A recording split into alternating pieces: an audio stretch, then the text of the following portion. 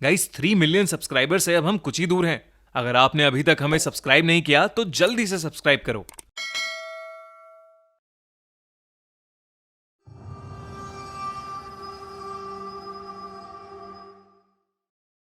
शापित रक्षाबंधन। रक्षाबंधन के फेस्टिवल की Indian culture में बहुत मान्यता है, पर क्या हो अगर इस फेस्टिवल को मनाने से लोग डरते हों? क्या हो अगर एक बहन के अपने भाई को राखी बांधने से कुछ अनर्थ हो सकता हो? तो यह कहानी उत्तर प्रदेश के जगतपूर्वा विलेज की है। इस गांव में पिछले 100 सालों से किसी ने भी रक्षाबंधन का त्योहार नहीं मनाया है। ऐसा माना जाता है कि जब भी इस गांव में कोई बहन अपने भाई की कलाई पर राखी बांधती है, उसके भाई के साथ कुछ बहुत ही भयानक हो जाता है। पर यह बात कॉलेज में पढ़ रहे कपूर फैमिली के बच्चे नहीं जानते थे। उन चारों भाई बहनों ने पहाड़ों में जाकर रक्षाबंधन की छुट्टियां मनाने का प्लान बनाया था। सबसे बड़ा भाई ऋषभ अपनी कार से अपनी बहन मायरा और कजन्स ऋत्विक और ईशा के साथ मसूरी के लिए निकल गया। पैसेंजर सीट पर बैठी मायरा रास्ता देख रही थी और कार में सब म्यूजिक एंजॉय कर रहे थे।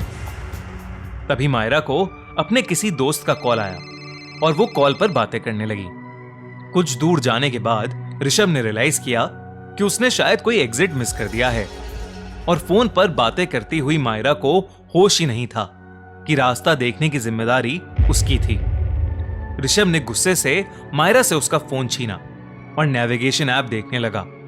उन्होंने मसूरी जाने वाले एग्जिट को 17 किलोमीटर पहले ही मिस कर दिया था। ऋषभ को गुस्से में देख मायरा ने फटाफट ऑल्टरनेटिव रास्ता चुन लिया।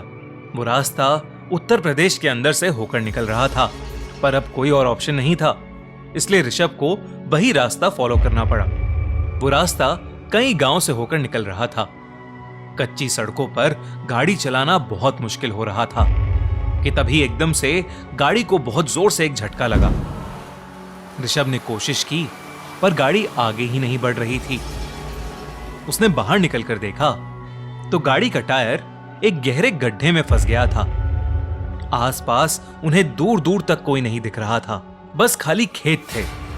ऋत्विक ईशा को लेकर मदद ढूंढने चला गया। सूरज डूबने में अब ज्यादा समय नहीं था। ऋषभ को अब बहुत टेंशन होने लगी थी कि तभी उसने देखा कि सामने से ऋत्विक और ईशा आ रहे थे और उनके साथ 4-5 लोग थे जो कि उस गांव में रहने वाले लग रहे थे। उन लोगों ने आते ही पीछे से धक्का मारकर गाड़ी को उस गड्ढे से बाहर निकाल दिया। ऋषभ और उसके भाई बहनों को चैन की सांस आई और वो उन गांव वालों को थैंक यू कह के वहां से निकलने लगे। तभी एक गांव वाले ने उन्हें रोक लिया और उन्हें बताया कि करीबन 70 किलोमीटर आगे तक एक कच्चा रास्ता था और उस रास्ते पर स्ट्रीट लाइट्स भी नहीं लगी थीं। अंधेरे में वहां गाड़ी चलाना खतरे से खाली नहीं था और इसलिए उन गांव वालों ने ऋषभ और उसके भाई बहनों को उन्हीं के गांव में रुकने के लिए कहा।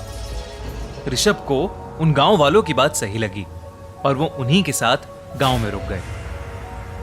पर ऋषभ नहीं जानता था कि यह गांव जगतपूर्वा गांव था।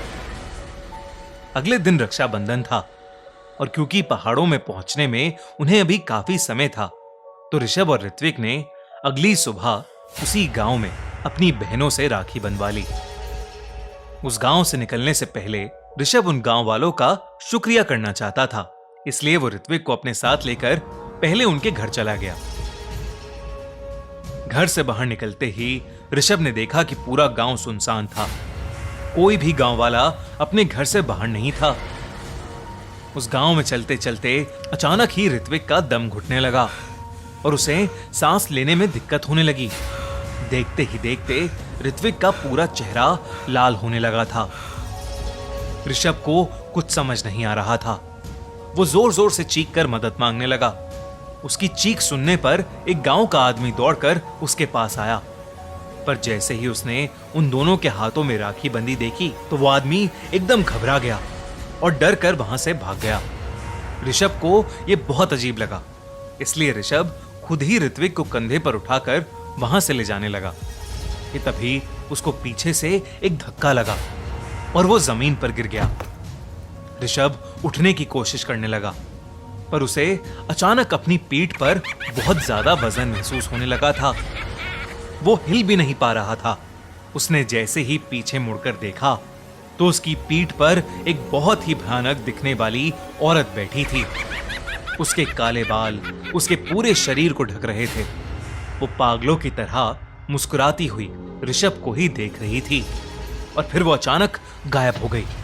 ऋषभ की रूह कांप गई थी, लेकिन ऋत्विक की हालत बिगड़ती ही जा रही थी।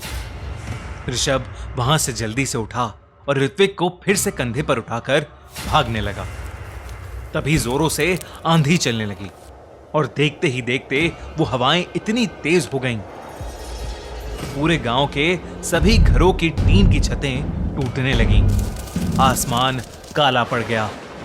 ऐसा लग रहा था जैसे उस गांव पर प्रलय आने वाली थी। ऋषभ वहां से जल्दी निकलना चाहता था, पर ऋषभ को क्या पता था कि आगे कौन सा भयानक मंजर उसका इंतजार कर रहा था। भागते भागते ऋषभ ने देखा कि ऋत्विक के मुंह से खून बहने लगा था और वो बेहोश होने लगा था। उसने ऋत्विक को जमीन पर लेटाया और उसे होश में लाने की कोशिश करने लगा, लेकिन कुछ ही पलों में ऋत्विक ने रिएक्ट करना ही बंद कर दिया। उसी वक्त जिस जमीन पर ऋत्विक लेटा था, उसी के नीचे से दो काले गले हुए हाथ बाहर निकले और ऋषभ का गला दबाने लगे। ऋषभ बुरी तरह दर्द से फड़फड़ाने लगा। धीरे धीरे ऋषभ की आंखों के सामने अंधेरा छाने लगा। कुछ समय बाद जब ईशा और मायरा अपने भाइयों को ढूंढते हुए आए तो उन्होंने देखा कि गांव में भीड़ जमा है। जब वो भीड़ के पास गए तो उनकी आंखों से आंसू बहने लगे। नीचे जमीन पर उनके भाई ऋत्विक और ऋषभ की लाशें पड़ी थीं। ईशा और मायरा को अपनी आंखों पर यकीन ही नहीं हो रहा था।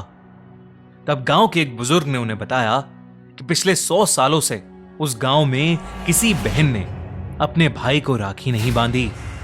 उस बुजुर्ग ने कहा कि उस जगह पर एक चुड़ैल का श्राप है। कहते हैं कि कई साल पहले एक पिता अपने बेटे और बेटी दोनों को अपनी जमीन का बराबर हिस्सा देना चाहते थे, लेकिन उनके बेटे को यह बात हजम नहीं हुई और उसने राखी के दिन ही अपनी बहन से राखी बंधवाने के बाद जहर डालकर उसे मीठे में जहर भरी खीर खिला दी, जिसकी वजह से उस लड़की की मौत हो गई। मरते वक्त उस लड़की ने पूरे गांव को श्राप दिया कि अगर कोई बहन किसी भाई को राखी बांध दे तो वो चुड़ैल उस भाई को मार डालेगी। ईशा और मायरा ये सब सुनकर अंदर से टूट गए।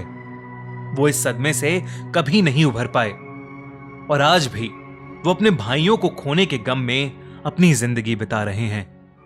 और रही बात जगतपूर्वा गांव के लोगों की, तो वो आज भी रक्षाबंधन के दिन बस जिंदा रहने की आस रखते हैं।